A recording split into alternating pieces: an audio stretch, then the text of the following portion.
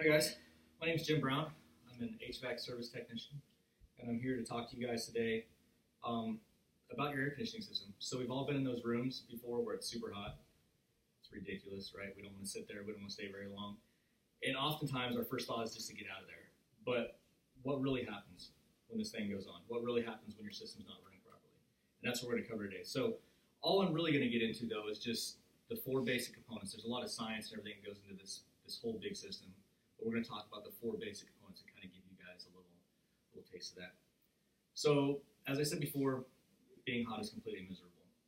But what does it mean for me when your system doesn't work? So first off, your air conditioning system or a refrigeration system in a store or somewhere else is made of four basic components.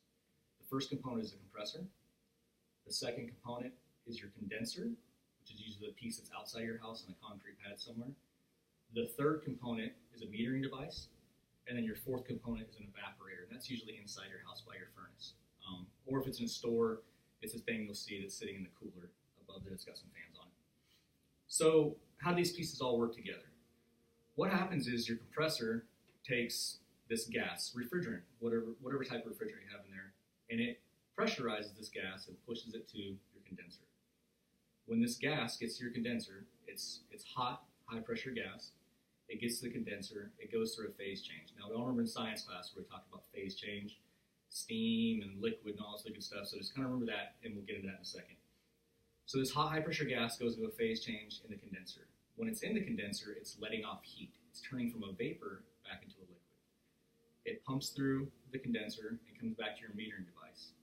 When it comes to your metering device, it's then changed from a high-pressure liquid into a low-pressure liquid. All right, a lot of stuff happening there. After it leaves your metering device, it then travels into what we call the low side of the system. So to back up right now and kind of recap before we move on, we've got the high pressure side of the system, which is composed of your compressor and your condenser, and that's where your hot, high pressure gas is contained in your hot, high pressure liquid. After this stuff goes through your metering device, though, that's when it gets complicated. This is where we've got to start getting into physics and all this other good stuff that we learned in school that everybody forgot. So remember when I talked about phase change earlier? Phase change, when this liquid changes, or when this gas changes down to a liquid, it has to release heat. And about 970 BTUs, or British thermal units, is what's used to change water from a liquid into a vapor, right, to a steam. So the opposite happens. When this steam is turning from a steam into a liquid, it's letting off that heat. So now another thing we have to remember from school, we probably heard it way back when, was thermodynamics, right? Huge word. All that basically means is how heat operates. So heat will move to cold, right? But cold will never transfer to heat. So if you have two like items, one's hot and one's cold, and you put them together, what's going to happen? The cold one is it going to get hot? Is the hot one going to get cold, right? So that heat is going to transfer to the cold item, and it's going to warm the cold item up, but the cold item will never warm or will never cool down the hot item. So moving back into your air conditioning system. After this gas goes through your metering device, and this liquid goes through your metering device and it turns into a low pressure liquid, it then hits your evaporator system. When this stuff hits your evaporator, which is the part inside your house, it starts to heat back up. And all this stuff's made out of copper. We've seen the copper pipes running around our house and in stores and stuff like that.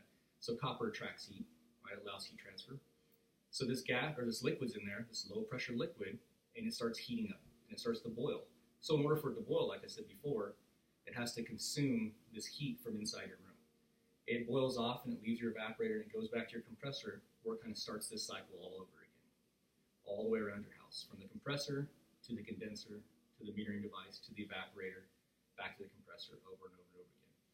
So as I said before, there's a couple rules in there, and there's a couple main components in there that we have to be aware of.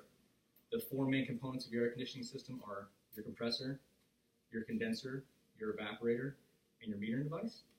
And the two rules that we really work with in this stuff is the rules of thermodynamics, which means that the second rule, which is heat's going to transfer to cold, and then atmospheric pressure and how it relates to boiling liquids.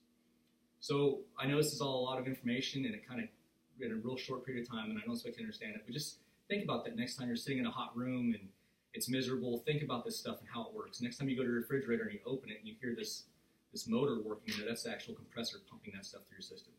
So I hope you got a little something from this, and you guys have learned a couple things. And just remember, guys like me, when we go to work on it, we've got to know all this stuff in order to make it work right. So thank you for your time, and I hope you learned something.